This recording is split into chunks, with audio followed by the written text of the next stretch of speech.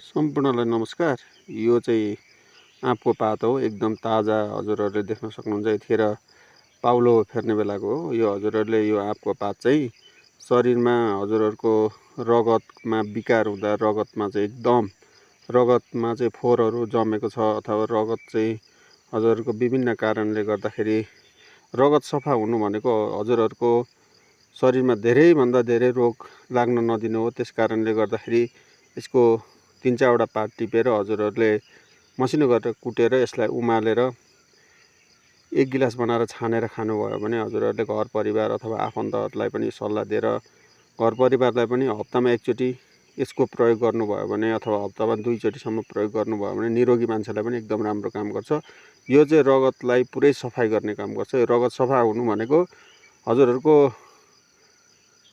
80% भन्दा माथि चाहिँ रोग लाग्ने चान्स कम हुन्छ। त्यस कारणले गर्दाखेरि हजुरहरूले यो एकदम बहुमूल्य जडीबुटीलाई प्रयोग गर्नुहोला। र हजुरहरूलाई अहिले पनि म भन्छु, जडीबुटीको कारणले गर्दाखेरि 95% रोगमा चाहिँ हजुरहरूले हस्पिटल जानु पर्दैन र एकदम हजुरहरूलाई निको हुन्छ। त्यस कारणले गर्दाखेरि विज्ञहरूको सल्लाह सुझाव अनुसार हजुरहरूले जडीबुटी अथवा आयुर्वेदिक औषधि प्रयोग गर्नुहोला। र यो जानकारीको लागि यो भिडियो सेयर गरिदिनु होला। हस्त नमस्कार, धन्यवाद।